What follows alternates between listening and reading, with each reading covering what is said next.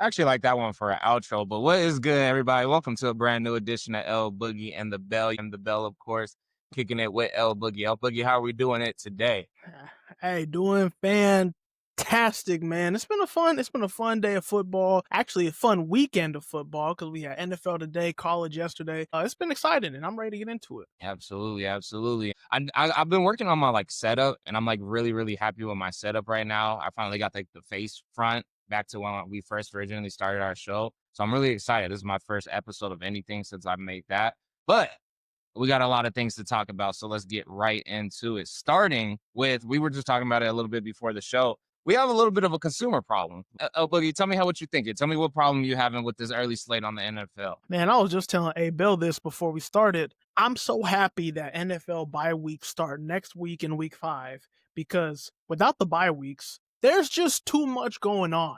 Like in the morning, trying to keep up with 6, 7 games at a time as a sports connoisseur like myself, it's impossible. It drives me up the wall. So I could do honestly without one less game to keep track of. Like genuine. That's just me speaking. I don't know. Some people have red zone. I don't like red zone. I like to sit down and actually pay attention to a game. And it's hard when there's 6 or 7 of them. Absolutely, absolutely. And what I would say is I have a solution. How about that? So you raised the problem. I have a solution. I'm interested in diversifying one more day. No. Stop. More hours.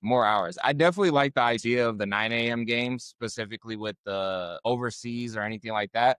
I think that who would it be? It'd be West Coast who would have to take a charge. I think West Coast, I would love for them to start trying to start 12 o'clock games or 11 o'clock games. I think that works for people who are on the West Coast. And more importantly, it works for people on the East Coast so they could enjoy football all day. Because sadly, for Sunday night football, they don't go to bed until 12. We got the luxury of going to bed at 9. You have the luxury of going to bed at 8. And Sunday night football is over. It's not even bedtime. It's not even bedtime when that Like, game's over. Think about that. So I want the games to be stretched out a little bit more. My big problem I've had this year specifically is the best game being at 2 o'clock Denver time, 1 o'clock Pacific, and then what is that, 3 o'clock Eastern? Why is the best game in the middle of the day, right? Like we had the Eagles. I don't even want to go back to the games because I can't remember off the top of the head. I don't want to see the Giants and the Chiefs in Sunday night football when we know, and I don't care what you think was going to happen this year, we know that there were better games on the slate. So, and I think it was the Lions versus the Ravens on Monday Night Football. That's a Sunday night game. It was great. Really? And guess who was Sunday night? No, Sunday was bad. Sunday night was bad. There were better games to pick for sure. 100%. Like the Monday night football game. Yes, everybody gets out of school. Kids get out of football practice. People from Baltimore. The whole East Coast is lit. Turns up for that on a Monday. It's a great way to start your week or finish the first day of the week. But guess what? We want to start our week with a Sunday night football game like the Lions versus the Ravens and not the Chiefs versus New York. Not saying we don't want to see the Chiefs. We just don't want to see them play the New York Giants, who are 0-2, now 0-3, because we got a lot to talk about with them and the Chargers today. But I don't know. That's my problem with this slate.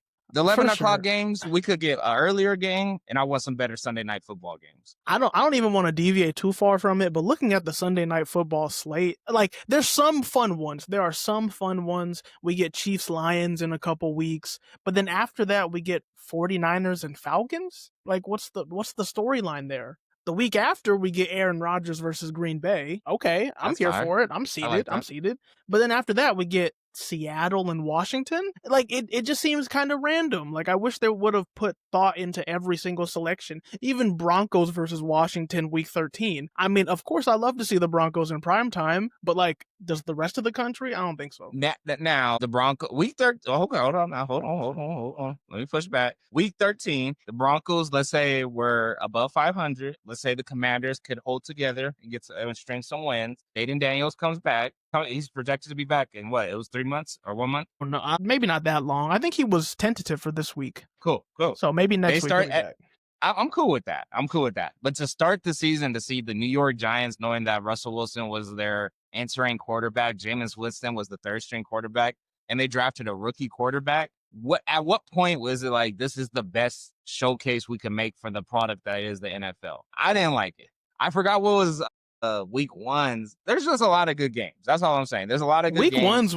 Week one's may have been the best game of the season. That was the Rams versus Buffalo in that like 40-41 game. That was amazing. What was week two's SNF? It was Falcons versus Vikings. You can't tell me that there wasn't better games than that. There had to, yeah, no, for sure, 100%. Yeah, and yes, I don't want to see the Patriots play the Bills next week, because if I go through next week's slate, I know we're gonna find a better game than the Patriots versus the Bills. That's all I'm saying. But hey, I don't make the billions of dollars the NFL does. I'm just here to talk about it. Anyways, getting right into the week's slate, El.Boogie. We're going to kind of run through a couple games. We're starting to get like a little bit of tension on where these teams are going. We're not going to hit every single game just because of time constraints. We're trying to get to the real big business of the NFL and what we love to talk about. So we are going to actually start with our first primetime game of the week. Starting with the Thursday night game. I actually didn't catch up on this game, but El.Boogie, I actually enjoyed this game. I did watch this game. I watched a good portion of this game. I do not like the way the Cardinals play at all. I don't like their system. I don't like their team. I don't like how everybody's blaming Marvin Harrison Jr. I like nothing about this Cardinals organization. How do you feel about the Cardinals losing at home in Arizona to a divisional game against the Seahawks? Yeah, I think Cardinals were early season pretenders. They played week 1 and 2 against the Saints and the Panthers, two objectively bad teams, and they came out 2-0. The Cardinals have a lot going on. Obviously, at the broadcast, they talked a lot about Marvin Harrison Jr., who admittedly so has been a disappointment. Selected 4th overall in last year's draft. He's been a disappointment. You can't say he hasn't been. Now, he made up for it in that game. He had a good performance, but you expect more from your top 4 overall pick, right? So that's one thing. 2, I don't think Kyler Murray's the guy. Like, I think Kyler Murray is he's very talented, quick, athletic, twitchy. He can make some solid throws, but I do not think he is a franchise quarterback at this point. We've seen him for 7 years. We've seen him do good, and we've seen a lot of bad. Kyler Murray's not it. Kyler Murray's not going to win you these close divisional games. He's not going to take you to the playoffs. He's not going to get you a division title. None of that. So I think this year, maybe they'll keep him for next year, but I think we're getting towards the end of Kyler Murray's career as a franchise starting quarterback. Yeah, I hate to say that towards the Kyler Murray, but I think there's a real issue with our 6 foot and under quarterbacks. I don't know what the issue is. There's plenty of quarterbacks who've had successful careers. Russell Wilson, who's probably officially done being a starting quarterback in the NFL. Maybe he gets one more chance, or injuries or whatever it be. He is a Super Bowl champion, right? I think they lied and said that Drew Brees was in that 6 foot range. Probably was 5'11". Let's just be honest, right? You know, some people think that Aaron Donald was 5'11", not really 6'1". So you got people who are 6 foot, but they're really 5'11". There has been very, very successful quarterbacks in the league under 6 foot, but I'm seeing a very strong trend of these shorter quarterbacks have a terrible time, which kind of makes me in fear for a Dillon Gabriel. Like, what if that's the same trend we see once he gets in? And of course, we got Mr. Panther, who we'll get to him when we get to him. We have to talk about that one today. There's a certain disconnect that I'm seeing with them. I think people are scheming against those shorter quarterbacks. 2 interceptions. I want to play back the interceptions before I give an honest opinion on it, because I don't want to sound ignorant. But what if it is because he can't see? If it is, dude, no. Go ahead. I think one was tip drill. Okay. One was wide receiver tipped it and DB catches it. That's But the other one I think was bad. Yeah, and I just think that there's like I'm seeing the issue with these shorter quarterbacks, and it's not all the way fair because, of course, they all have their own game and own style. I'm not seeing nobody within let's say there's 4 quarterbacks who are under 6 foot. I'm not seeing any of them being long-term quarterbacks in this type of league, right? And what I'm saying that is like where the league currently stands. Because you could get a 6'2" dual threat quarterback who's shifty and moves around and moves like he's 5'7" and a fast, quick running back. At the same time, he's 6'2", so he could see over the line and he could get the ball where it needs to go. And he could drop every bomb from as far as possible. The trend for these shorter quarterbacks is not looking good. Now, on the flip side, Sam Darnold, just stay consistent. Stay consistent. Show up on Thursdays, Sundays, and Mondays. Stay consistent. Have good games. I remember watching this game and thinking they have a better system. I hate the way the Cardinals play. I hate the way that they try to drive the ball. I hate their play calling. I hate who they're blaming for their struggles. I hate everything that's going on with the Cardinals right now because I don't think it's fair and just for what could actually be happening, which is that the system's not really built correctly currently. It's not bad to not have a perfectly built system, but guess what? What year are we on with Kyler Murray? This is his post rookie contract, correct? But yeah, he's making big money. I can't remember the last time Arizona was prevalent, but maybe I think they beat the Cowboys in the playoffs like 4 5 years ago, They three, went 4 to years, the playoffs, I think three years ago, and beat the Cowboys round one, right? maybe something like Yeah, it that. was like something But like that. Other than that, it's like, when have the Cardinals been prevalent since Patrick Peterson? You know what I mean? No, I'm that's serious though. funny. Like, when have you looked at the like since Chandler Jones? Like, when have you looked at the Cardinals and been like, oh, there's some beast since Larry Fitzgerald? Hey, When have you since looked at the Calais Cardinals? Campbell. Yeah, and Calais Hey, Campbell's shout still out making Calais noise. Campbell. He went off in this game, and they said the craziest stat. You know, he played in the Super Bowl when they played against the Steelers in like Damn, 2007, was he a 2008. rookie? Calais Campbell played in that game, and he's still playing on the Cardinals, ironically enough. I think that's amazing. Shout out to Calais Campbell. Jay, but come back home to Denver. We would love to have him for his last year because it doesn't look like he wants to retire. I think he's like 40 years old or 39 years old. 39. Now, shout out to him. Anyways, I hate the way that the Cardinals play. They are a true representation of a 2-2 team, and it represents in the 2 touchdowns, 2 interceptions, 200 yards, 27 of 41. He's throwing it. They're not having a lot of production in the rushing stat because Kyler Murray led the team in rushing with 5 carries for 41 yards. It's not a good sign. Like, if that's the first thing that pops up on Google, it's not good. All right, moving on. I do want to talk about this one briefly. What's the ceiling for this Bears team that's showing that they could play through to the end of games? The Bears beat the Raiders 20-24. The Bears are not a good football team. I know they said it 2-2, but the Bears are not a good football team. They have a ton of penalties. Offensively, they are very hot and cold. They can be hot for 3 drives, or they can be cold for half a game, 3/4 of a game. I don't think they're a very good team. They don't have a particularly good running game. I watched the last quarter of this game. It all came down to Caleb Williams playing hero ball, like ducking pressure, scrambling, trying to make last second throws, kind of like what he did at USC in college, which is what we don't want. We want him protected, stable, throwing from the pocket. And we didn't get that in the last drive. So I just don't think they're a good team. I mean, they're 2-2 right now, so it's not the worst start, but I don't have a lot of faith in them. And the fact that they played the Raiders, who I think are a really bad team, and it was only a 1-point game, I think both of these teams are kind of on par with each other, and neither are good. For sure. And the big thing that I wanted to highlight is 21 carries, 138 yards, and 1 touchdown from Ashton Genty. I keep balling. Ashton Genty has proven that he was built for the NFL. I don't know how these yards necessarily came about, but stats, I mean, numbers are numbers. Numbers don't lie. So 21 carries, 138 yards, 1 touchdown. I think every NFL running back will take that game any day, regardless if it was 2 carries for 50 yards each and everything else was just hustles and 1 touchdown, a 1-yard touchdown. However that stat is built, that is a great day for a rookie running back. In a system that I don't think too many people are scared from them throwing downfield. So it's kind of hard to back up that secondary, knowing that at any time Geno Smith's going to throw 3 interceptions. So just wanted to highlight that one. That's it. And the Bears are not a good team, is what you're saying. No, not at all. I mean, they won on a blocked field goal. Their first one in 3 years. All right. Moving into what is this? Dublin, Ireland game? Dublin, Ireland? All In right. Ireland, We had the Steelers play the Vikings, and we actually have a 3-1 Steelers team. El.boogie, what happened here? And are the Vikings on an extreme decline? I'm not going to say the Vikings are on an extreme decline. The Vikings, their strength is defense. And even though, yeah, they allowed 24 points today, I don't think they got a turnover today. Oh, no, they did get, nope, no turnovers for the Vikings defense. So yeah, it wasn't their best day, but I think they have a really solid defense. Honestly, I think this comes down to Carson Wentz. If Carson Wentz made one less mistake, I think they would have won this game.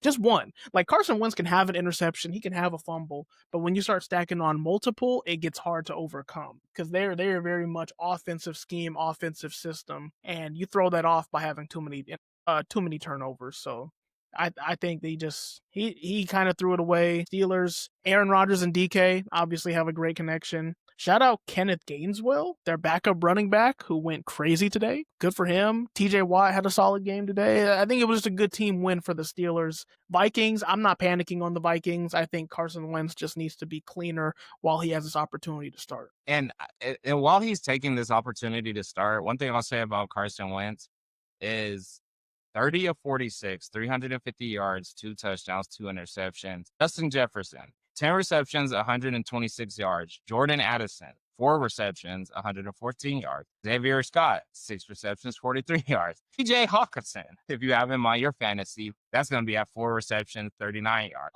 We'll just throw him in there for fun. But Adam Thielen, 2 receptions for 11 yards. JJ McCarthy, how far out is JJ McCarthy from coming back? Or is he healthy? Good. No, he is still injured. I don't know the timeline for him coming back. And if he's not injured, what do you do? 2 weeks from now, what do you do knowing that Carson Wentz needs to clean up some things? There are teams that are going to be scheming against him, but he's clearly showing that he's performing at an NFL level. Do you keep Carson Wentz with a lot of veteranship, even Super Bowl veteranship, or do you try to give JJ McCarthy another shot knowing that it kind of started off as a bust year comparing. I mean, they built him up to do this, and he built up to kind of shit the bed a little. I mean, let's not poo-poo too hard on JJ McCarthy. I mean, game 1, he was okay, not perfect, but he was okay game 1. Game 2, game 3 weren't great. So let's not completely poo-poo on him yet. I think you put McCarthy back in, given that you have a good talent. You have everything around him that he needs to be successful. Almost. Their offensive line is kind of shaky, so that could be better. But you have almost everything you need around him for him to be successful. Let him play. Let's figure out if that first round pick was actually worth a first round pick. So then you know, hey, either JJ McCarthy is the guy or he's not the guy. So in a year or two, either you're signing him to a big deal extension because you believe in him and he's going to be great, or you can move on. So I think Carson Wentz, we know what Carson Wentz is. We don't need to do any more research. We know exactly. Today was a Carson Wentz game. If anything, today was like the best of Carson Wentz. 350 yards, 2 touchdowns. It was the best of Carson Wentz at this point in his career. JJ McCarthy, still a lot of question marks. Figure out those question marks. Yeah, I just don't want the receiver core to not get their reps. Carson Wentz knows how to get them their reps. I just read you off 5 different receivers with above 50 yards, 4 different receivers with above 50 yards. That's pretty insane.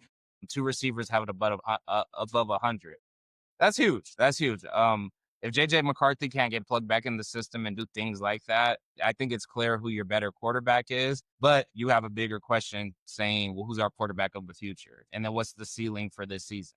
So I don't know. And you have Sam Darnold, who is, technically speaking, he is performing at a high level, who you got rid of. All right. This is a game I want to spend a lot. I'll just go through games that not too much to be said just for time purposes. The Falcons beat the Commanders. A little bit of upset. Do you have anything quick there? The Falcons resurgence. Good for them. They pooped the bed last week, so good for them to come and get this win. Jaden Daniels, your team needs you. Absolutely. And we're excited to see Jaden Daniels back on the field soon. And another thing I'll say with that is, like, this is one of those weeks where week 3, week 4, you'll start getting NFL games where it's like you have no idea how that happened. Right? It'll be like a 14-2 Patriots team with Tom Brady. They're looking to get their next Super Bowl, and then they lose to like a 1 and fucking like a 1-14 Dolphins team. Right? This is one of those weeks. We're gonna start seeing a lot of those games coming. I kind of saw that with this game, but of course, if Jaden Daniels is in this game, I don't think that the Falcons win this game, right? I think the whole pace of the game changes. But moving on to who I really believe this happens with is the New York Giants, who decided to completely bench Russell Wilson and start their rookie quarterback, Jackson Dart, for the first NFL career game as a starter. El.boogie, he ended up getting the W against a red-hot Chargers team who is 3-0 against their division to start the season off at 3-0. They're now 3-1. El.boogie 21-18. Giants, Chargers. What did you get from this one? I mean, one, it was a rare poor performance from Justin Herbert with the 2 turnovers. He was under a lot of pressure in this game. They lost their starting left tackle beginning of the season. Joe Alt, who was replacing him, he also went out in this game. So now you're down your 2 starting tackles. You have some backups on the offensive line. Justin Herbert doesn't have time to throw. So a bad passing day. Shout out to the Giants defense, who I think is the true hero of this game, limiting the Chargers to only what, 18 points? Yeah, 18 points. And then for Jackson Dart, I think Jackson Dart, he had a good day. You know, let me rephrase. He didn't have a great day. But honestly, for your first NFL start, no turnovers, rushing touchdown, a passing touchdown, only 100 yards, not great. But he did what he was supposed to do. I think he played. Could Russell Wilson have done what he did? Sure. But it was just cleaner. And I think overall, this was good for team morale, good for fan morale, good for coaching morale. This move made a lot of sense, and I think it had to happen. I think you said it perfect when you said cleaner. It just looked cleaner. That's it. Russell Wilson would have had a better game today and been labeled a better hero. But let's say if Russell Wilson did play and he did throw an interception or 2 interceptions, they ended up losing 21-18. It'd be the exact opposite, where it's Russell Wilson's the problem. He sucks. He's everything. Jackson Dart came in with probably a very specific gameplay to manage this football game. Slow. Take your time. When it's time to look cool, look cool. When it's time to be boring, let's keep it boring. The big thing with this game was, like you said, the Giants defense. At no point was Justin Herbert allowed, which he's proven to do so.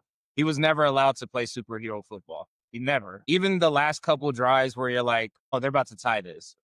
They're going to drive downfield. Even at the end of the game where they could have had about 35 seconds or 30 seconds to finish the game, and then their kick returner burnt 10 seconds for absolutely no reason. Like our punt return, he just burnt time. Like, I don't know what made him do that.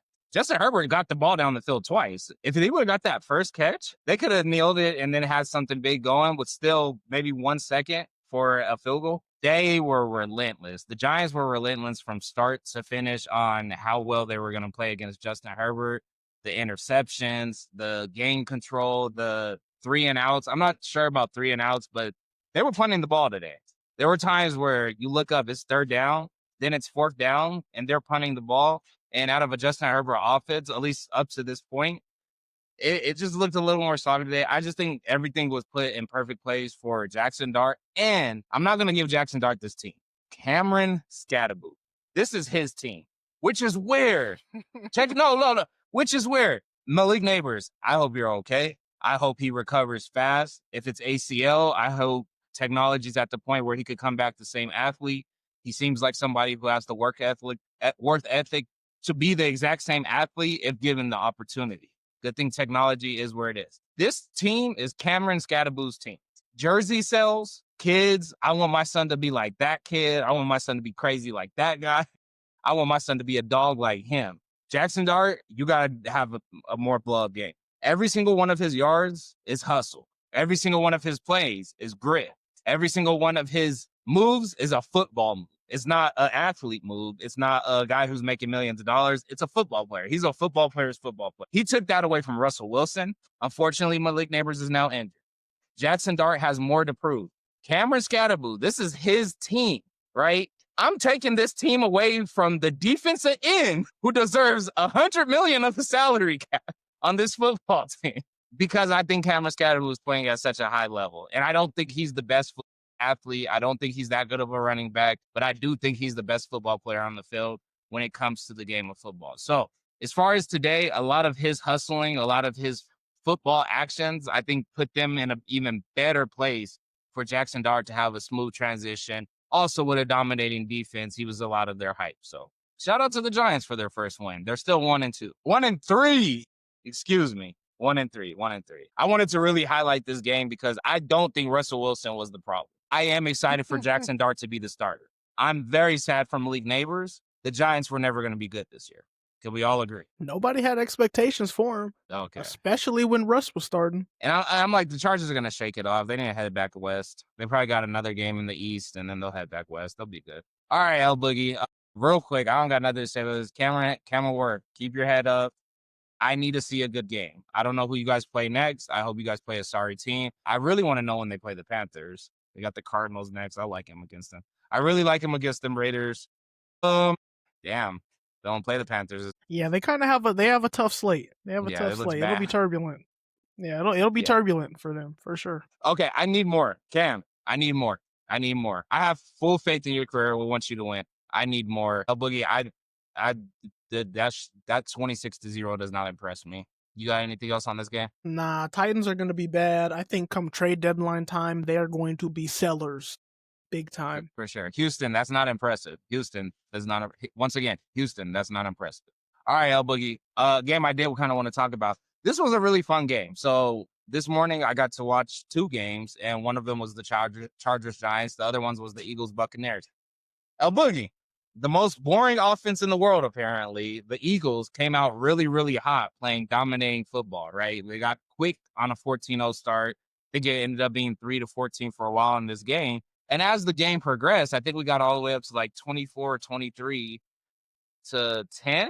And then we started getting the Buccaneers exposing some defense. You know, we started twice on 2 huge plays. You know, Chef Baker started baking. El.boogie, this game got close, but once again, the Eagles, a Super Bowl team, a Super Bowl contending team, playoff contending team, as winners, they prove that they're capable of winning games and very tight situations. What happened with the comeback, and how did the winning team win again? I think at the end of the day, it came down to pass rush. The Buccaneers had the ball, go down the field, score a touchdown, you're in this game. And it was the pass rush getting after Baker. Now, Baker took a lot of pressure, and he got a crucial first down by himself when he had to. So shout out to Baker. He is a certified baller. But it just came down to their defense getting pressure when they needed it most. Who do you compare Baker Mayfield's career to if we don't get a Super Bowl out of this? Or excitement, risk taker, swag. He got a lot of swag to him. Like, nobody can say Baker doesn't carry a lot of swag to him. If he doesn't get a Super Bowl, because he puts up touchdown numbers. I think since he got traded to the Bucs, he has thrown the most touchdowns out of any quarterback in the NFL. So yeah, no, he is on a hot streak. I'm trying to think of an example, a quarterback who put up a lot of good numbers but never gets it done. And the first person who comes to mind is like not a Michael Vick, because he's not like as explosive. And I know Michael Vick's not fair because he's a dual black quarterback who could outrun everybody. That's closer to your Lamar Jackson. When it's all said and done, and I really want Lamar to get one, that would be a better comparison. But how about this? How about a Donovan McNabb? Do you remember Donovan McNabb used to have like those seasons where you're like, damn, the Eagles could do it. And it just didn't convert. And you remember running the read option with Donovan McNabb because he was fast, but you were not afraid to throw it to Deshaun Jackson in the game. Doesn't it kind of remind you of like a Mike Evans and Baker Mayfield on Madden, post Brady? I could just feel it. I can see the comparison. I was thinking more Phillip Rivers. Maybe not with the longevity. He's not boring. Phillip Rivers wasn't boring. Phillip Rivers had an arm. The most prime Phillip Rivers. The most exciting part about prime Phillip Rivers was Antonio Gates. There was nothing else exciting about Phillip Rivers being an 8 to 10 and 16 throughout all those years. Nothing was exciting about that. For me personally, I do remember Donovan McNabb being a little more exciting, and Baker Mayfield's a lot more exciting, if you ask me, than a Phillip Rivers. With that being said, yes, can you pull up a stat that Phillip Rivers was behind Peyton Manning and Tom Brady in yards throughout those 10 years? Sure. Was Phillip Rivers, we know he's going to win? Nah, because TB12 was there. Nah, because Mr. Peyton was there. And then if we're talking NFC, he's not. He never made it to the Super Bowl. Big Ben was always still way ahead of Phillip Rivers. You know what I mean? Big Ben wasn't close to Peyton or Tom. And I'll leave it right there. Phillip Rivers was like the least exciting out of that era, if you ask me. But he was a figure. Yes, he was important. He was important to the AFC West. He was important to maybe the first round of a couple AFC playoff games. So I'll give him some respect there. That's it. But yeah, shout out Baker, man. I got respect for Baker. I think when you think about players that bounced off of their first spot, got passed around the league, and then found a resurgence, Baker is like... There's a lot of reasons to respect Baker. Yeah, and I hope that the player that we're about to talk to gets the same opportunity. I just don't see it. We have the New England Patriots at home, and drawing the Carolina Panthers 42-13. Now, the Panthers are coming off of their first win of the season, but they come off and get blown out in somebody else's house on the East Coast. We got Bryce Young, 18-30, 150 yards, 1 touchdown. Drake May, 14-17, 203 yards, 2 touchdowns. Obviously, just going base quarterback, no interceptions. I'm not sure about fumbles. But, shout out Stephon Diggs. 6 receptions, 101 yards. Like to see him in that 100 category. The Panthers aren't a good team. Give me something else. Yeah, I feel bad for Bryce Young. I mean, he had a really good drive to start the game. Like his first drive was very efficient, drove down the field, scored a touchdown. Cool. After that, off a cliff, making poor throws, bad reads. Fortunately, didn't turn over the ball much, but he just wasn't producing. That's why they decided to bench him at some point, just to end it for the day. Um, yeah, I think he is playing himself out of Carolina. There's no way they're gonna sign him to an extension. I think best case scenario, I don't know, best case scenario in a year or two, he gets the Justin Fields treatment. He gets traded somewhere and then maybe he gets an opportunity to play and gets like a 1 year, 2 year deal. That's best case. Worst case, he's gonna end up being a backup quarterback. Yeah, and you know what's kind of scary, El.boogie? I'm looking at college football right now, and you got a lot of 23, 24, and 25-year-old fifth-year seniors who did the whole transfer portal thing. These guys are taking time to develop, where I don't know if those guys are going to be better backup quarterbacks than Bryce Young having such a terrible tenure at the beginning of his NFL career, let alone to be able to compete for a starting position. I think that the talent pool coming from college to the pros, knowing what Bryce Young has done in NFL scenarios, there might be more teams that are willing to give other people chances because it'll be their first year tenure. I see some talent coming out of college. I see talent that for the most part, it looks like most of these NFL teams are pretty stacked on who they want for the future. There's going to be people who are free agents who specifically teams like the Panthers need to pick up a brand new roster. By roster, I mean top to bottom.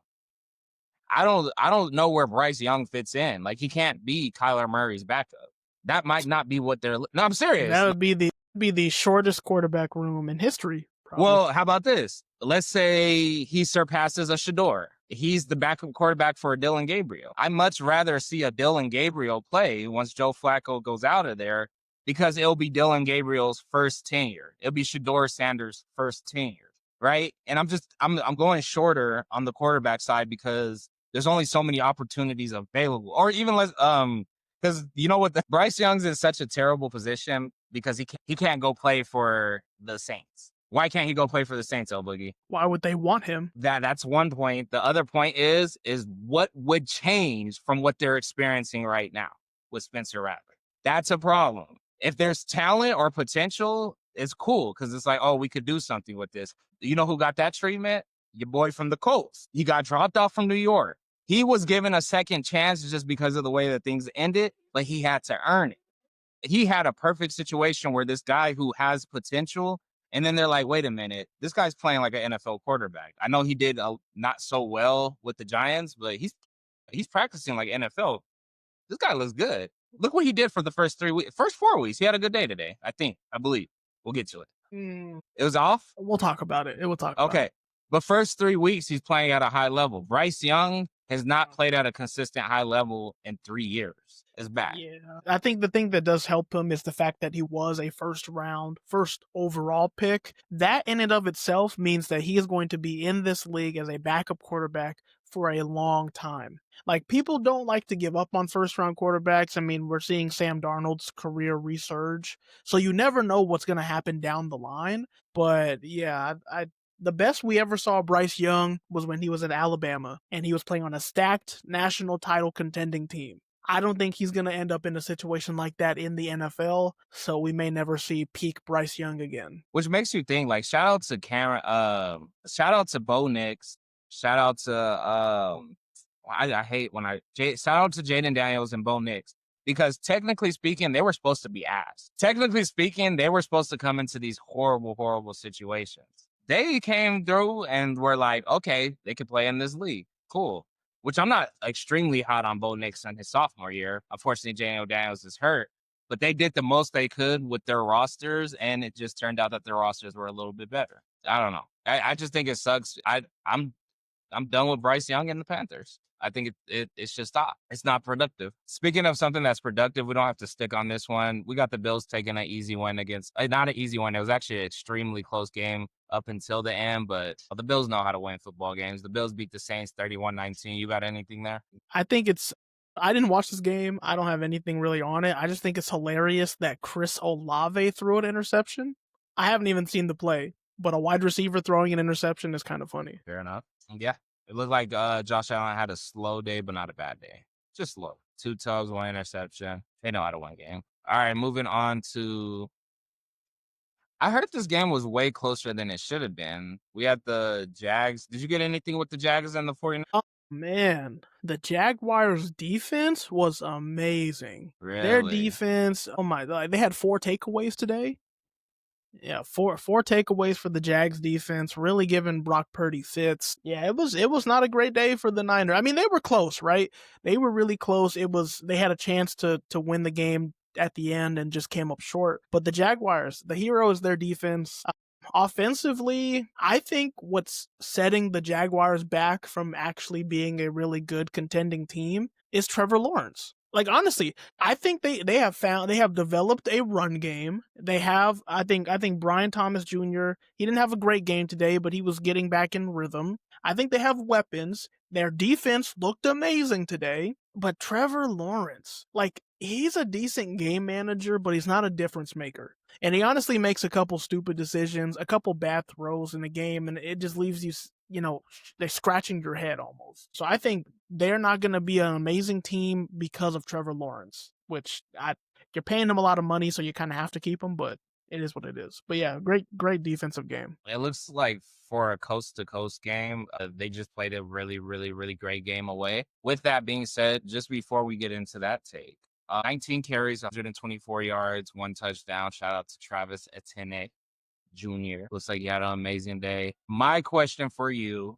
and it sounds like you're going to answer this exactly how you just did, but my question is who is Trevor Lawrence's number 1? I want to believe it's Brian Thompson Jr. I just feel like their record would be different if he had a number 1. It seems like when I'm looking at this receiving list and I look at past weeks, it seems like he's trying to develop who his number 1 is. And I just see five receptions, 49 yards, 6 receptions, 45 yards, 3 receptions, 42 yards, 3 receptions, 23 yards. It just seems like there's not a number 1. And some teams are lucky, like the Bengals, who have a 1 and 2, and 1 can be 2, 2 could be 1, 1 and 2 could go off, and they're both number 1s, and everybody falls in line.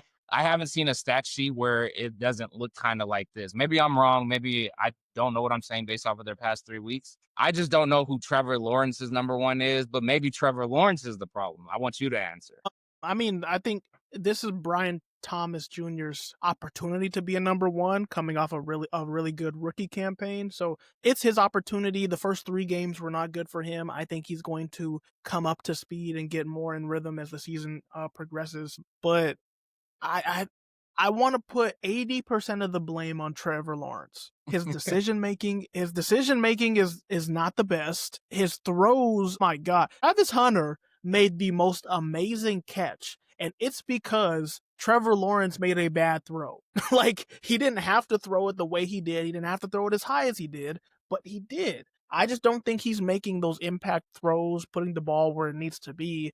His decision-making is very questionable. This was the first, I think they had a stat, this was the first game he didn't throw an interception in like 8 or 9 starts. So I'm just not a believer in Trevor Lawrence. I think he's going to be the thing that holds back this team. Yes, and a defined wide receiver 1 also helps, but they have a run game. They have a solid defense. 4 turnovers and you only win the game by 5 points. Something is off with that offense. And I think it's Trevor. Yeah, I could concur with all that. It's all right. I just want to know, like, who's your number 1? If Trevor Lawrence is the problem with the number 1 situation, I want them to figure that out. Like, playoff push, any playoff push or anything like that is you're gonna need a number 1. Like, what is this team known for right now? I don't really know. We're developing Travis Hunter. Brian Thompson Jr. he just looks like another receiver on the depth chart, which is not bad, right? Everybody's getting their catches, getting their receptions. They are winning. We can't lie and say they're not winning. I just want to know who's your number one 4 games into the season being 3-1. I haven't felt it yet. But if the defense is standing tall and you have a strong running game, hey, maybe the answer is there. I'm just not looking for it.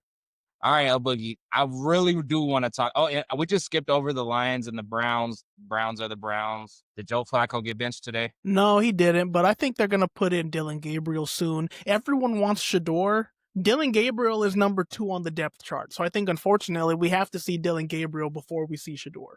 And let's be honest, everybody. Shador is getting real reps. I'm not in a rush for Shador Sanders because I still think he has the best training. I think some people are born game ready, which I do think Shador Sanders has, as we saw in the preseason. I'm much more interested Shador dominating the preseason next year and earning a starting position and then getting a ridiculous contract moving forward in his life. And then we seeing Shador for the next 15 years play football. Then I am seeing him throw into a situation with a not so great offense or an offense that doesn't have a true identity because they're trying to start a 40-year-old quarterback. On the flip side, Dylan Gabriel has always had the odds against him. I think he might be more built for this moment. I think he probably really did beat out Shador in training camp because he technically speaking probably did have more pressure than Shador, right? Because it's like the 6'2" guy who really should have been drafted 3 rounds ahead of him. Dylan Gabriel was built for being the underdog quarterback. Let's let the underdog quarterback take this out. I'm serious. He was around 3 or 4, right? He wasn't around 1. He wasn't around 2. He was like, around 3, which was objectively high for him to get drafted. Objectively, he was the starting quarterback at Oregon. I digress. You know what I'm saying? The last starting quarterback at Oregon is doing some decent things in Denver. That's all I will say. Sure, yeah. Am I wrong? No, you're not wrong. I think if anything that speaks more to the system being very good, but I digress. Okay, and now, well, all right. I don't want to stick to this Dylan Gabriel thing. He is second on the depth chart. I'm not interested in seeing Shador play yet, knowing that he's going to come out and probably be star-studded and a stand-up guy in this league. He could take his time. Dylan Gabriel, I would love to see him on the clock because Joe Flacco, you've been on the clock for damn near since my childhood. It's okay. It was a great career. It was a great. Go do some cryotherapy for the next 40 years. It's good. You can afford it. I can't afford that. He can for the rest of his life. He's good. Lions, keep doing Lions thing now. We'll be in Detroit soon. All right, I just want to skip over that one. We have the Colts and the Rams. Now, El.Boogie, everybody, the red-hot Colts, the greatest Colt teams to ever live since the last Peyton Manning Super Bowl. How do you feel about the Colts taking their first loss of the season in a close one, a competitive one? You do got some things to say about Daniel Jones, Matthew Stafford, classic quarterback, pocket quarterback day. El.Boogie, what did you take from this one? I think that these were 2 good teams. I think both teams are very good teams. Both teams, I think, will be in the playoffs come postseason time. So this was a tough matchup as predicated by the score. But I think, honestly, this game came down to 4 plays. 4 plays, and all 4 of them were crucial mistakes by 2 Colts players. So I genuinely think 2 Colts players lost this game. Daniel Jones, he played a 90% good game except for 2 throws where he made bad decisions to throw the ball up, easy interceptions for the Rams safety to make. They were bad decisions. I'm not going to poo-poo him because we've seen him play a lot of clean football so far this season, so not the end of the world, but those 2 decisions were critical. I put a lot more onus on Odinai Mitchell, the wide receiver. Daniel Jones throws him a ball. He breaks 2 touchdowns. He's going to get a 75-yard touchdown catch, and he fumbles the ball while celebrating, and it goes out the end zone? Like, was he celebrating, or did he just do some goofy shit? He was extending the ball out like haha, you see I'm scoring, like, and he fumbles it. Like, that was silly. And then down the stretch of the game, they need to go score a touchdown. Jonathan Taylor breaks off a clean 55-yard touchdown run, and it comes back. Why? Because I don't know how to say his name, Adonai Mitchell, has the most egregious holding penalty. I know you're a wide receiver, but I know they do blocking drills for wide receivers. That was pathetic. So yeah, I think really they lost this game because of Daniel Jones, bad decision on 2 passes, Adonai Mitchell just being I don't even know, a bonehead. Yeah, I mean, and it's a long NFL season. No team should expect to go 17-0. No team doesn't want to be challenged. But you do look at games like this, if you do have a slump in the middle of the season or towards the end of the season, and you look back at games like this, like, we should have won that. The Broncos are in those strong scenarios as us being fans. It's like, we should have won those two. If we be 10-6 and not 8-9, you know what I mean? Or 10-7 and not 8-9. It happens that quick. It really, really does. So, hey, it is what it is. Daniel Jones, it doesn't look too good, but it looks like there were things that were affecting this game we could win. Matthew Stafford, aging quarterback, getting older, showing he still has it. 29-41, 375, 3 touchdowns. Freaking cool. But let's put some respect on the man's name. Puka Nacua. 13 receptions, 170 yards, 1 touchdown. The touchdown was complimentary. It was a 9-yard touchdown catch. That was complimentary to how much work he actually puts in. I think we're looking at a potential offensive player of the year. We're definitely looking at a Pro Bowler. We're definitely looking at a dog. We're definitely looking at somebody who is like foundational to this team. Good person, good character, good energy. I like the way he plays. I just want to highlight it a little bit. I don't have no question towards it. You got anything? And shout out to Kyron Williams. I saw like a couple of runs. He had some dog runs. It's crazy. We're 4 games in. Puka already has 500 receiving yards on the season. And today was his first touchdown catch. So, and I think that's what made it so cool, that it was a complimentary touchdown, where it was like, you just deserve this touchdown. Like, you just, like, we see all the other stuff you do. We don't think that you don't deserve touchdowns. So I hope that they work on getting him in the end zone more. But anybody who has him on their fantasy team, they're not tripping. He is being more than productive. If you have catch points on as well, for every catch you get a point, he is productive. He is literally production. So shout out to Puka. Where's that game at? Did I glance over the game? The Chargers and Giants. Oh no, we spent time on it. What I wanted to say with the not the Chargers and Giants. What game do we have some crazy? Oh yeah, with the Chargers. 2 plays come out to mind. I want to go back to this game real quick. 12 carries, 128 yards, 1 touchdown. Marion Hampton. The run where he just got ghost, that shit was so unacceptable. That shit was unbelievable. I wanted to go back to it because I'm looking at all these running backs having these amazing days today, which is good to see. Like, we love a running league. We love smash mouth football. I just remembered that, thinking like, that shit was so unacceptable. But I wish Jonathan Taylor stood too. All right. We did already hit the Bears and Raiders. El.boogie. This is kind of the heartbreaker. This is actually the last game that is over that we'll talk about today. We had the Ravens, and it looks bad still. The Ravens taking a pretty bad beating to the Chiefs, 37-20, which, to be honest, that wasn't really the score. You know, it was much more of a 37-13 game. We had Lamar Jackson exiting the game at one point, I believe, concussion protocol. We had it was a hamstring, but he was still on the sideline. It was hamstring injury, and they were losing the game pretty handily. It was like late third quarter, and yeah, would you rather him sit when you're already losing a game pretty bad and have him be able to come back, or put him out there and risk it being like a tear and then he's out? So sometimes the media does a good job of persuading our minds, because I didn't know. I thought it was concussion. I thought it was like, oh, he got hit in the head, let's keep him on the sideline. When I was watching the game, how many times they would show his face just sitting on the sideline, when in NFL terms, the game's not 100% out of there, but it is out of there enough knowing where we're at in the season, what's necessary, what's not necessary. I don't like how much they showed him. This game sucked. If this was a Sunday night football game, I would have been disappointed, because I was like, this isn't the 2 teams that I expected to show up. Let me shine some light. Now I'm going to transition. Patrick Mahomes can do anything. He could do a lot with a little. He made a little seem like a lot today, where I told you, I don't know who Trevor Lawrence's number 1 is. Patrick Mahomes will find his number 1. Today was Xavier Worthy. He got Travis Kelce involved. He got Hollywood Brown involved. This is something he always done since he's been on the roster. He got Juju Smith-Schuster involved. He's always been able to get Juju involved. He treats Juju kind of like a tight end. Like, he gets the ball to him when it is very convenient and safe. That's how I feel like Juju is to this team. And Juju's a really big guy. So, probably for the way that Patrick sees his angles and where he could get the ball, Juju kind of fits that system. El.boogie. The Ravens got beat the hell up offensively, defensively.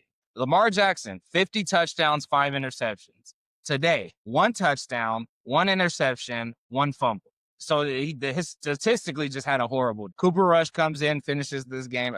I'm just throwing numbers at you. I'm throwing different parts of the game that I took. Sum this one up so anybody listening can understand the madness that I'm trying to get out. Man, the Chiefs defense, they came after Lamar Jackson heavy. They did a lot of blitz, a lot of delayed blitz. He was not comfortable in the pocket at all today. He was able to make a couple great throws because he's just a great player, but they were sending the whole kitchen at him, so he didn't really have enough time. And honestly, it feels crazy to say this, and don't let the numbers fool you. Justice Hill had a crazy run in like garbage time to really expand their rushing totals, but the Ravens are having a tough time running the ball. Like, Lamar Jackson wasn't a super efficient. Derrick Henry had good numbers per carry, but they're only giving him the ball 8 times. It's almost like they don't trust Derrick Henry anymore. I get it, fumbling issue, but they don't trust him. Lamar Jackson can only scramble so much when you're blitzing them like crazy. They just don't look complete. They just don't look like they have the same swagger, the same energy on offense that we're used to seeing. On defense, they're just so beat up and hurt, and they're old in certain spots. They don't have a good defense. On paper, they look really good. They do not have a good defense, and that hurts you when you go against a Patrick Mahomes who has almost all of his weapons. So just a tough day, tough loss for the Ravens. Shout out the Chiefs. It's crazy to see how the presence of one man changes everything. Just because you have Xavier Worthy, your number 1 deep threat, and that forces the defense to actually defend that, and it opens up everything else. They even got Pacheco to run more efficiently, I would say today. More efficiently. Yeah, it's crazy. A terrible day for the Ravens. I hate to see what this means for their season now that they're 1-3 and super injured. Like, defensively, super injured. So I hate to see it. Yeah, I don't think this is an off year for the Ravens. I just think that they're going to have a much more grittier year. I do think that their season's going to light up, sadly, not for the next 3 weeks. But after that, I think they have a pretty good slate about NFC North and just maybe some good games in there where they get into that playoff stretch. And their division's kind of beat down right now. But I don't know. The Steelers, once again, here comes the Steelers. Steelers are number 1 in the division, so what can you say? Looking good at it. This is what I'll say. This is what I wanted to mention because you could kind of help bring it up. There's a pattern going on with the Ravens. And I just want you to let me know what you think of this pattern. Week 1, Derrick Henry, historic game, 18 carries, 169 yards, 2 touchdowns, but a fumble to lose this game. Week 2, hold on, my scrolling skills. Week 2, Derrick Henry against the Browns, 11 carries, 23 yards. But Lamar Jackson, 19 of 29, 225 yards, 4 touchdowns. That's important. Week 3, Lions versus Ravens. Lamar Jackson, 21 of 27, 288 yards, 3 touchdowns. Derrick Henry, 12 carries, 50 yards, 1 touchdown, but 1 very, very costly fumble. Week 4, Derrick Henry. He wasn't even the rushing leader today, for goodness sake. Derrick Henry, 8 carries, 42 yards. So this is what I'm trying to get at. From those fumbles and them kind of taking a step back from him, you saw an increase in Lamar's production as a passer. Because they came out looking like running gods week 1. Week 2, they said that's not going to work because they said we're going to have to stop Derrick Henry.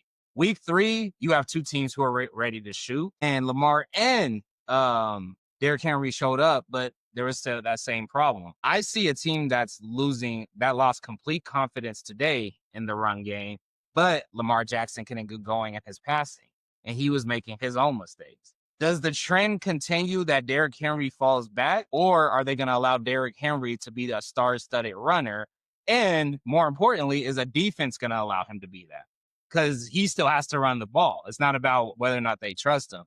I just think that there's this weird balance between Lamar Jackson being a superstar passing or at least being Lamar Jackson, which we know him to be, and Derrick Henry being the freak of nature. And when that balance is off, you get really awkward seasons like 1-3 start on what was supposed to be a Super Bowl contending team to start. I don't think that both of those can exist at the same time. I mean, look at last season. Last season, Derrick Henry, dominant rushing year. Lamar Jackson, he in my opinion, should have won an MVP, but he didn't. And a great passing campaign. They both can exist at the same time. This year, for some reason, it's not coming together. Again, you could attribute it to the defense not being great. I mean, keep in mind they've scored through 4 weeks. They have scored the third most points in the NFL, and they're 1-3. So that means your defense is losing you these shootouts right there. But also, I think they're even having issues on the O-line. I think they have 2 of their starters on the O-line that are hurt, not playing. It's just I don't think that Derrick Henry performing is going to prevent Lamar Jackson from performing. But now, okay, you have you're starting at ground zero. I think you need to lean into the running game, because that's your identity. That's what we've known the Ravens to do for years. Derrick Henry, we know that's what he can do. He can be your engine, your workhorse. I think they need to lean into it, stop getting away from it. It's going to be hard when your defense is giving up points early and you have to throw the ball. It's going to make it difficult. But I think they need to lean into the run and don't give up on the run. And my last question with this game specifically is, do we expect the Chiefs to go 5-2 or 3-3? I would, or I guess 3-4. Wait, those numbers don't. Yeah, my bad. Let's do 3-4 or 5-2. Which one's more likely? What are they going to do the next 2 weeks? Are we gonna see this Chiefs explode like where we know them to see, like this little quick slump that they had early in the year? Or because think about this, we got the Jaguars. They should win that handily in Jacksonville. They got the Lions at home. The Lions ain't about to play with them. Then they got a divisional game, the Raiders, which the Raiders are not a slouch within their division. They can beat you divisionally. They can. Let's just be honest. The Raiders are a divisional team that can beat you. The Commanders, we might have a Jaden Daniels back. The Bills, and I don't know why this isn't Sunday Night Football, on November 2nd, the Chiefs versus the Bills. Then you have the Broncos, who we're trying to figure out their identity as well. Then you have the Colts, who we're assuming to be a star-studded team to continue. Then you have the Cowboys. I don't want to get too far into the season, but that's their next 8 games. Like, moving forward, are we ready to see the Chiefs kind of go back into Super Bowl mode? Or are we seeing the Chiefs where we still need more time to figure out what team this is? Because today looked like the Chiefs are back on alert. Everybody be alert. The Chiefs are still the Chiefs. That's how I felt leaving today. I mean, well, keep in mind, this defense that they played today was also the most injured defense that they've probably played all season. It's obviously too early to say. I mean, we thought the Chargers were clear AFC West winners. They had a really down day today, and they had some critical injuries. Raiders aren't that good. Broncos, we haven't seen them be their best yet. So the Chiefs are very much still in it. I think the Chiefs will still be a playoff team. But I think it just won't look they just won't be the Chiefs that we're used to. Do I see them going 15-2, 14-3? No. But do I see them being a 10-7, 11-6 team? Yeah. Like, they're gonna be good. They're gonna lose like a game that they should probably win. Like, I would not be surprised after seeing that Jacksonville defense today if somehow they lost that game. I would not be surprised if that's the one they give up and then they beat the Lions. I wouldn't be surprised. But we'll see. All right, just getting through a couple quick picks. We are in the second quarter with 12 minutes left in this Packers and Cowboys game. This is Michael Parsons' return to the Cowboys Stadium in Dallas, Arlington, Texas, or that Dallas-Fort Worth area, wherever the stadium is located. El.boogie, how do you see this game finishing out? We have Green Bay up by 7. We do have, from what I've been watching during our show, there was a good pass. Oh, no, it wasn't. It was on the screen. Well, that was a goofy screen. But it seems like the pass rush isn't there. Once again, we're in week 4, and they still haven't really developed their pass rush since Micah's exit. They're 1-2. Easily could be 1-3 after tonight. Green Bay coming off of a very scary game last week. How do you see this game finishing out? I see the Packers coming out on top. I mean, I think Dallas. I see this being like a 10-point game, like a 30-20 kind of game. Dallas they haven't looked good on offense yet. They've only had one drive up to this point, but I don't have confidence that they're going to have a ton of success offensively, and I also doubt they're going to be stopping the Packers offense much. So I think this is going to be a 10-point game in the Packers' favor. Micah's going to get a sack or two. I just have a feeling he's going to get a sack or two at some point. Yeah. And the Packers are making a hell of a drive as well. So it looks like they might be getting that 14-0 real soon. Oh, yeah, I got the Packers winning this game. I want to see Micah sack. I don't think that's happened in this game, passively watching as we're doing our show. I want to see Micah destroy the Cowboys. I don't have nothing against. I want to see Diggs have a better season. He just damn near got ran over. I didn't like seeing that. I heard he's been having an off year. He shouldn't be in the decline of his career. Maybe he's hurt or something. I haven't heard too much noise from him. He really did just get run over right in front of my eyes. But yeah, Diggs, pick that shit up. Pick that shit up. You still a dog out there to me. And regardless of that, well, there you go, 14-0. But yeah, El.boogie, I don't see the Cowboys doing anything special this year. I think they lost a generational talent. I don't know if he's worth that much of the salary cap just because you only get so much. He's worth that much money to me. I just thinking about it is a team sport. Everybody has to get paid, and you were trying to build a Super Bowl roster, but you are not close to a Super Bowl roster without Micah Parsons, as the Packers have probably been excited to figure out in these first couple weeks, having a star talent like him. With that being said, yeah, the Packers should win this game. The Cowboys are the Cowboys. It wasn't a Super Bowl year regardless. All right, tomorrow go ahead. Sorry, I was just going to say, it's a rough day to be a special teams coordinator. I don't know if you just saw that play, but. Are you serious? 13-2. Crazy. Madness. And you have to punt after that, right? Or is it back to kickoff? No, it's kickoff. They kick the ball off. Yeah. Damn, I didn't even see it. Let's see. Gets blocked. That was a perfect block. They take it to it's the like crib. You passed it, so.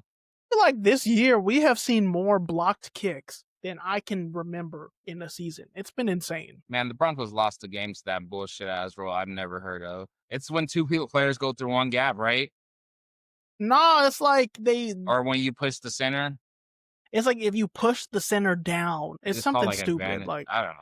Anyways, we got the Jets dumb. and the Dolphins tomorrow. This is America's Boo-Boo game of the week. Who do you got in this one? Please tell me Justin Fields is back. Justin Fields is back. He will be playing. I don't have high confidence in either of these teams, but overall, I like the New York Jets and their youth on offense. So I'm going to go New York Jets. Yeah, I actually want the Dolphins to get their first win of the season. I want them to get the most value out of Tua while he's there.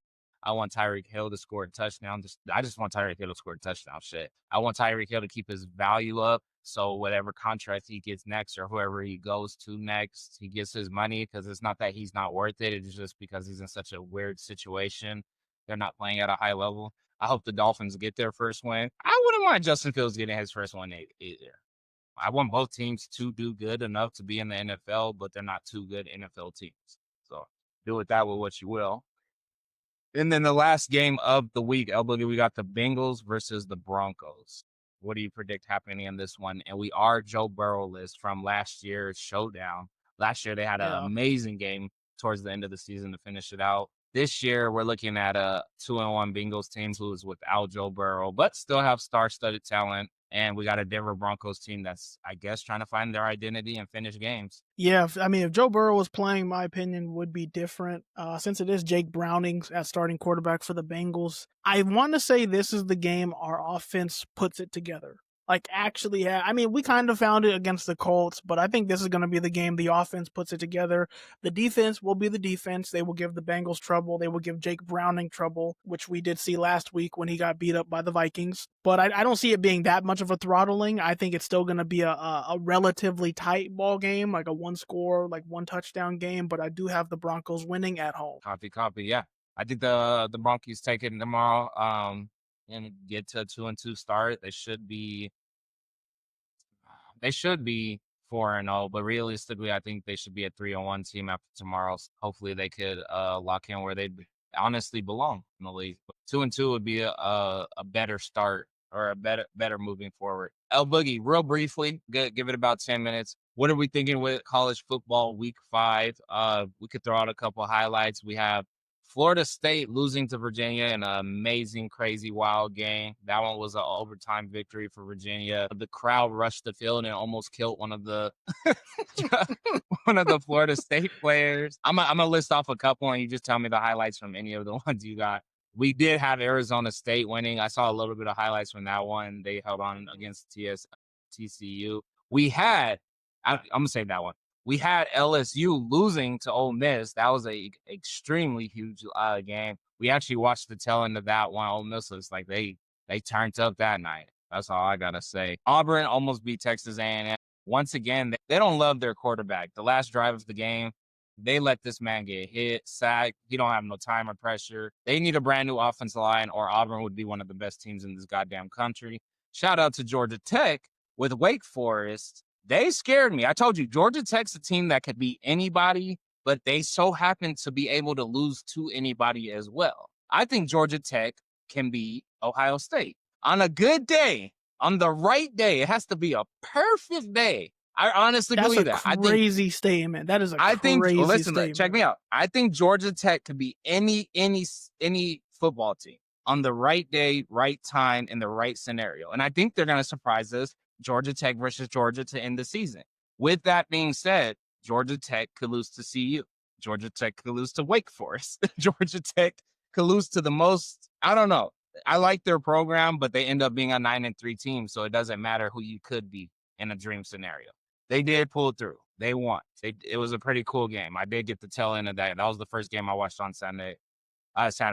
And then we have Tennessee, who actually held on versus Mississippi State. El.Boogie, we talked about this one last week. Oregon came through. Oregon beat Penn State 30-24. Penn State needs to figure this shit out. They're there. They're close. They just can't convert against the top 5 teams. And this is last year and this year included. I think Penn State's a dope-ass team with a dope-ass system. I caught the highlights of this entire game. Oregon, this might be one of those Oregon teams.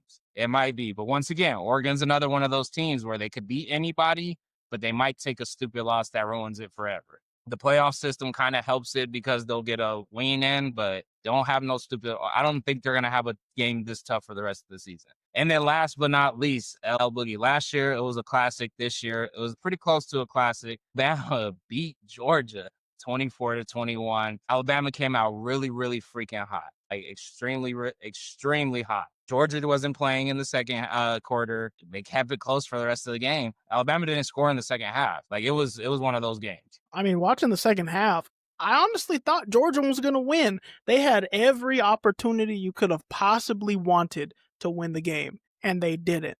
So I guess shout out to actually, and you know what? No, remembering watching this game, what I hated was the decision making by Kirby Smart.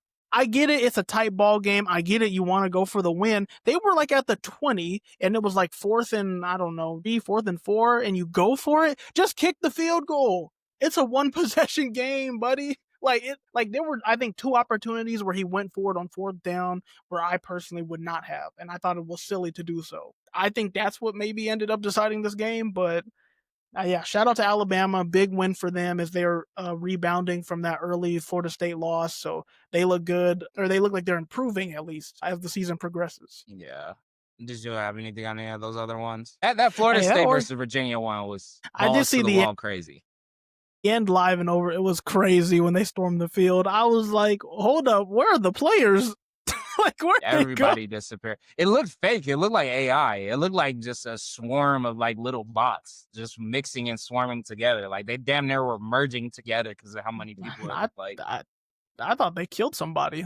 That was crazy. So think about it. You just didn't get the game-winning touchdown, and you get stepped on at least 3 times. You don't get stomped on by hundreds of kids and trampled, but you get stepped on 3 times or 3 feet touch you while you're laying on the ground trying to pop up.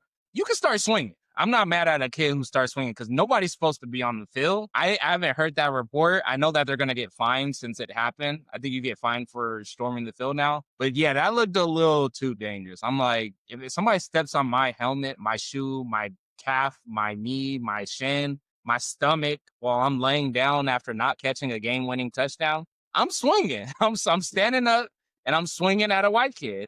There were so many people though. There were so many people. It's crazy. It's like being in a herd of gazelle just running through. You're just what can I do? Damn, LSU. Yeah, I'm excited to see the rankings. I'm excited for Ohio State to be challenged. That's the last thing I want to talk about just because I'm like, where's their challenges? Texas was not a challenge. Penn State. Or they're just that good. Penn State. Ohio State versus Michigan should be a good one to end the season, but I'm excited for that Penn State game. That's going to be on November 1st. So we got a while before that. But do you got anything else from the college football slate over the weekend? Nah, I didn't get to catch too much. I saw Colorado lost, unfortunately. We're still cycling through quarterbacks, so we'll see what they end up deciding on. Yeah, and I don't think that's a bad performance for a team like Colorado. I think their ceiling this year is definitely being what Georgia Tech is to me, where it's we could beat anybody, but unfortunately we don't have the roster to do it every single weekend. So we are going to take a couple losses. They're taking losses that they shouldn't take. I think this would have got them back in the good graces as far as the ranking system. I do think a loss to a team like Houston kind of keeps you out because Houston's going to probably lose games to not so good teams. You do want to get a couple sneaky wins like this because the morale of the team, the morale of what Deion Sanders has going on up there, you want to be able to beat up BYU at home, ruin their ranking system, kind of show everybody like we're still top dogs in the Big Ten, get closer to the Big Ten championship. Honestly, the way it's looking right now, they're out. They're out of the Big Ten championship, and now they're working on a bowl game. That fast. That's how serious college football is. There's no comeback. The comeback is trying to get a good bowl game and send your players who have the potential to go to the NFL in a good bowl game series, a bowl game. Because when you're a bowl game team, or when you end up in the bowl game and you guys were supposed to be a good team, you have players who don't even play it. It's just your seniors. You know what I mean? So I don't like the way the Buffs have they don't have nothing big going on this season. I could look at the Big Ten and see what the standings are. It looks bad already. And I do expect them to, the Big 12. I expect them, I don't expect no greatness out of them this season. They're behind everybody. On the flip side, BYU, you're ranked. Iowa State's probably going to whoop your ass. Arizona State's pretty good. It's interesting. I'm interested to see how the Big 12 finishes out this year. I'm interested to see if the Big 12 makes it out of the first round of the playoffs. That's going to be a real ticker. No, real stuff. The Big 12 is going to have to play somebody in the 16-game playoff. They're going to have to play a Tennessee. Sure. Tennessee could be 12, and let's say the best Big 12 team is 6. Or however they do it, because they do it kind of funky, right? You get a bye week, I think. Well, I think if you win the Big 12, you'll probably be 4. So if 4 you'll play like the second best Big 10 team or the second best SEC team or something like that. And that's a lot. That's enough to lose. Yeah. Like that's more than enough to lose. So I'm excited to see what happens in that regards today. But yeah, that's all I got. And I think that wraps up about another episode of El.Boogie and the Bell. El Boogie, do you want to take us out? Sure thing. Hey.